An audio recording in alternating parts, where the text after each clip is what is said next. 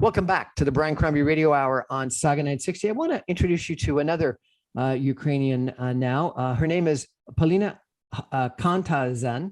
She was born in Odessa, Ukraine, moved to Canada at the age of 11, but has remained strong in her connections to her homeland. She moved to Montreal at the age of 18, obtained a bachelor's and a graduate degree from McGill University. She is a marketing professional in Montreal and writes poetry in English and Russian as a form of self-expression. Yes. Polina, welcome to our show.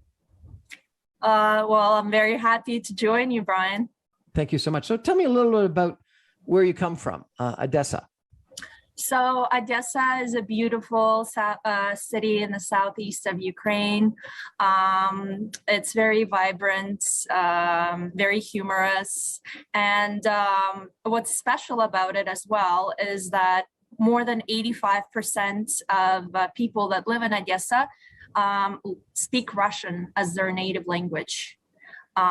So everybody knows Ukrainian, and some people do speak in Ukrainian, but this area, this region is mainly Russian speaking. Right. And since I was born there and my family's from there, I grew up speaking Russian as my first language, even though I know Ukrainian fluently.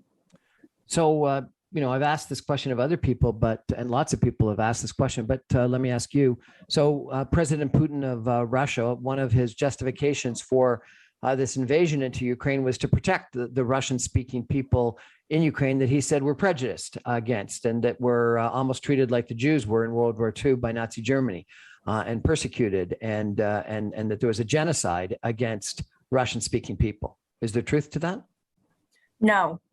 So even though I moved to Canada as a child, my parents and I went back to Ukraine every single year, every summer. And my family is Russian speaking. We never felt any prejudice or any mistreatment from other people living in Ukraine because we were Russian speakers. Ukrainians are a very multilingual society. We have people that come from all parts of Eastern Europe to live there. Different religions as well coexist in Ukraine peacefully. I'm Jewish, so there was never any prejudice towards me as a Russian speaking Jew in Ukraine or to any of my family members. That's a complete lie. Really, that's interesting, and it's a little bit ironic that that Putin was talking about Nazi denazification when your president, the president of Ukraine, is also Jewish. I understand. Yes, and also his parliament. I don't know. I'm not a politician myself, and I know very little about politics. But I know some of his parliament is also Jewish. What percent? Any idea what percentage of Ukraine population is Jewish? No, I don't know exact percentage, but my city, Odessa, is very Jewish. There were a lot of Jewish people that used to live there. A lot of them immigrated to Israel in the late 80s and 90s. But we have a very strong Jewish community in Odessa still. Now, Odessa is a seaport in the south. I understand you've got gorgeous beaches. It's one of the targets that Putin has to try to, if he has refocused away from Kyiv and on his way to eastern Ukraine, people are talking about after Crimea and after the land bridge between Crimea and Donbass, Odessa may be next. Is that fearful to you? Yes, of course. It's very fearful to me. We have a very strong anti-air strike system currently working. And most of the bombs that were targeting Odessa fell on the outskirts of the city. So civilians in Odessa are still relatively safe. They just hear the bombs drop. But they're not victims of it yet. But seeing what happened to Kharkov, which is one of the most Russian cities in Ukraine, it's very close to Russia on the border, near the border of Russia and Ukraine. And it's one of the most Russian cities, kind of like Odessa. People speak Russian there mainly. What happened there, and Mariupol as well, which is a very Russian speaking city. What happened there, there's a blockade currently. It's definitely extremely anxiety provoking that I guess it could be next. Tell me a little bit about Odessa. Describe it a little bit, if you could. I've understood that it's a gorgeous city. As I mentioned, it's on the sea, on the Black Sea. I've been told it has beautiful beaches. Describe it a bit for me, if you could. So people that live in Odessa mainly work in the sea ports.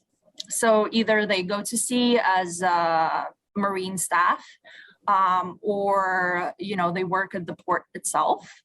So it's very connected. It's very international city because people that live there travel often for work.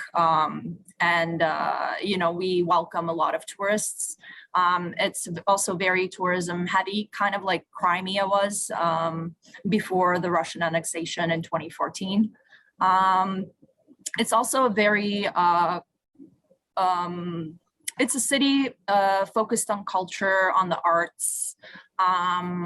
There's a beautiful ballet company in Odessa, and we have a beautiful opera and ballet theater there. It's again a very multicultural. There's people in Odessa that live that came from Moldova, Romania, Bulgaria, Turkey, that lived there for decades now. And it's the most southern city in yes. Ukraine. Mm-hmm. And am I correct that there's beautiful beaches? Yes. So some people have told me it's sort of like Florida is to Canada and the United States, or Miami even. Is that at all comparable? Yes. So it's but Miami is mainly beaches and partying. They only have a small arts district there. But Odessa is very artistic. So lots of painters, musicians, writers, dancers that thrive in Odessa. Now, you told me that that a lot of your family and your friends that used to be Russian speaking are no longer speaking Russian, that are choosing to speak and communicate in Ukrainian. Tell me about that. So after the war happened, a lot of people that I know that were Russian speaking are now only speaking in Ukrainian because to them it was a very unexpected attack. They felt backstabbed by the Russian government. Everybody knew that there would be some conflict that would happen because since 2014, it was kind of boiling slowly. But nobody could predict that it would be a full-on war with bombings of civilian populations, with the atrocities that are happening currently in Ukraine. That the how the Russian army is currently acting there, killing civilians just because there's no reason for it. These people are not armed. These people are, just trying to leave. And my friends and some of my family members feel that speaking Russian and Russian culture itself is no longer, could be part of them after what happened. They are the Ukrainian people in itself, they're extremely united right now. And, even people before the war that, kind of lived their own lives and did not feel particularly patriotic, right now they're like very, very strong patriots. So to them, the language of the enemy is no longer something they want to support. That's why they transferred themselves to only communicating in Ukrainian. Now you write poetry in Russian. You've obviously been a fan of Russian culture and Russian literature. Yes. Was that difficult for you? Yes, because since I moved to Canada, I spoke Russian with the other expats from Eastern Europe, and the Russian language for me evolved with me. So it's my strongest language. I speak it on the native level, and when I do speak it, I don't have a Ukrainian accent. So for most people, it's they don't immediately understand that I'm from Ukraine because I have no Ukrainian accent when I speak in Russian. And it has been difficult for me because I'm worried about the future of the language. Since what Putin's justification was for the war to,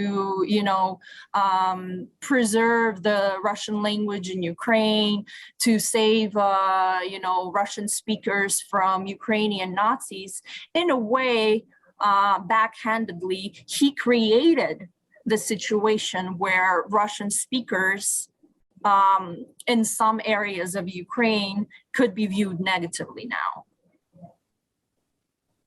Really? So that's interesting. Yes. And I understand you've got a good friend that's in Moscow. Well, she's from Moscow. She lives in Canada. I have a third cousin that lives in Moscow. And for her, it's even, I think, more difficult than for me because she's from Ukraine herself. Her father lives in Ukraine. And she has very strong ties in Ukraine due to her family and her friends that live there. She grew up in Moscow. She's Russian, culturally and mentally. So for her, it's extremely difficult because what's happening, what her country, her government is doing to her homeland, that affects her direct family, is just mind-blowing. I understand that there's a fair amount of Ukrainian people that have got blood relatives in Russia and vice versa. Yes. This has got to break up a lot of families and friendships. Yes. I mean, my family was not broken up. Everybody has critical thoughts, and I understand that Russian TV should not be trusted. It's a pure propaganda machine. But I've heard of some stories where even Ukrainians that live in Russia for many years now wouldn't talk to their children that live in Ukraine because they don't believe them. They say, oh, the Ukrainian Nazis, brainwashed you. We don't want to talk to you anymore. You're not my son or daughter anymore. A lot of families are now extremely torn. Because on one hand, the Russian propaganda machine is so strong that, people just no longer think. One of the other arguments that Putin has made is that Ukraine really isn't a true country, a real country. It was always part of Russia, and that not only are those people Russian speaking, but they are Russian. Certainly Crimea and Donbass and other areas in Eastern Ukraine were, he would argue, part of Russia. What do you say to that? That's an absolute lie. Actually, Russia came out of the Kievan Rus. About 1,000 years ago, it was Kievan Rus. There was no Russia. And then slowly, as the Slavs migrated out east, Russian cities were created.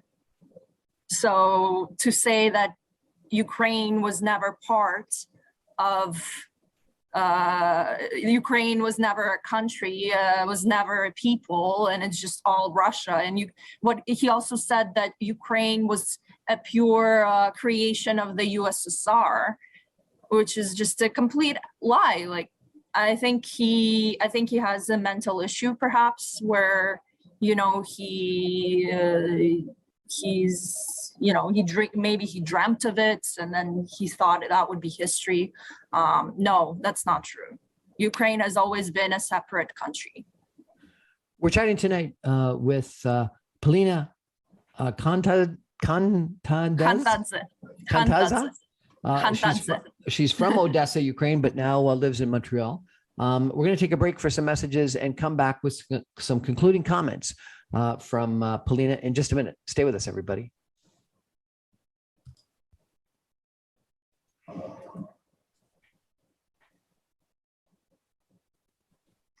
Welcome back, everyone, to the Brian Crombie Radio Hour on Saga 960. We're chatting tonight with Polina Khantadze, who is from Odessa in the Ukraine. She moved to Canada at the age of 11, and she now lives in Montreal. She's got a bachelor's degree in, I think you said, psychology from the McGill University, and she's now got also a graduate degree from McGill University. And she's a marketing professional in Montreal. She writes poetry in English and Russian as a form of self-expression. I think you also have been a model. Is that the case? Yes. And you've said that your worldview changed since February 24th, the Yes. invasion. Tell me what your worldview was and how has it changed? So my worldview was that Russia and Ukraine as countries and as people are similar. I told everybody, oh, it's, you know, the same. Ukrainians, Russians, it doesn't really matter. You know, we're all the same. We share the same language, culture, entertainment, even dishes, culinary dishes. And when people would ask me, you speak Russian? I'm like, yes, I'm Russian. I would just say I'm Russian because I didn't give it much thought. I didn't see any points of contrast. To me, Russia and Russians were, my people. After the war broke out, now I feel like I do not anymore have an identity. I'm Ukrainian, but also I'm a Russian speaker, which kind of puts me in the other category to Ukrainians who are Ukrainian speakers. And I no longer have, a home to come back to. But yet you've colored your hair blue. You've been very supportive of Ukraine in this war. Why don't you feel like you've got a home in Ukraine? Because my Ukrainian language ability is, at least in speaking terms, is quite poor. I'm fluent, I can read it and I can understand when people speak in Ukrainian, but expressing myself in Ukrainian is very difficult for me. So I don't know where I belong anymore. And also, I don't know, because Russia itself is so divided. Some people are very supportive of the war there. Others are horrified by it. And even a few of my acquaintances, I had to cease contact with them because they were supportive of the war. They told me, these are contacts in Canada or contacts in Russia? Contacts in Canada. That are Russian? Yes. That are supportive of the war? Yes. Because they're not listening to Western media, they're listening to Russian media? Yes. And they say, oh, Western media, portrays Russia as always the bad guy. We know how it is in Ukraine. Like, no, they do not. They just listen to Putin. They're very supportive of Putin, yet they live in Canada. So my counter arguments to them was always, if you like Putin's government so much, why are you here? Why are you in Canada? Do you Go speak back French? to Russia. Un petit peu. Do you feel that the Russian and Ukrainian issue is anything comparable to the English-French issue in Canada? Yes. So I feel like Quebecers for generations felt like the other. And again, that could be traced in history to, the British and the French fighting over land and resources here in Canada. And for decades, Quebecers were, disadvantaged. But if your French language is poor, un petit peu, and you live in Montreal and you've lived in Montreal since you were 18, why do you stay there? Why are you comfortable there? Well, I don't feel any judgment towards myself from French speakers if I don't speak French very well. They see that I try, and that's enough for them. Do you feel like a Montrealer? Do you feel like a Quebecer? I don't feel like a Quebecer or a Montrealer. I do feel like I'm supported here and I'm welcomed here. But no, I wouldn't say I feel I'm a Quebecer or a Montrealer. Okay, so I'm just trying to draw a comparison to how you would feel in Odessa or in Ukraine, not speaking Ukrainian well and being a primarily Russian speaker. Would it be comparable to being a English speaker in Montreal? But it could be comparable. It's just for me, in Ukraine, they might assume I'm from Russia since I have no accent. And if you're a Russian person, let's say I was Russian, if you're a Russian person currently in Ukraine, you would now get treated badly by a lot of people. Not all, but by a lot. Let's also talk about your Jewish heritage for a second, if we could. I think that the gas chambers in Poland have had tons of analysis and reporting, but understand that actually more Jews may have died in Ukraine, and one of the reasons why they weren't as well reported is that they were mass shootings of Jews in the Holocaust, and that the Soviet Union sort of suppressed all information about that. Is that something that you're at all familiar with? A little bit. I mean, I don't know the details or the history, but I've heard of that, yes. How are Jews treated in Ukraine? In my experience, very well. But I've heard stories of anti-Semitism, strong anti-Semitism, especially during the Soviet regime. But today, after the breakdown of the Soviet Union? After the breakdown, I mean, there is some, anecdotal evidence of anti-Semitism, but I think it's on the individual level and not on the societal level. I mean, our president is Jewish, and he's one of the best leaders Ukraine has ever had. People love him. Somewhere around 20,000 people in Toronto listening to you right now. What's your message to them? My message to them would be to,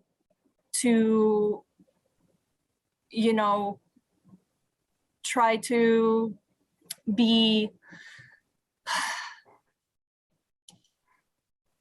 to look through the lines of media, because some people think that the media always portrays the truth, and sometimes the media just wants to make money with a big headline.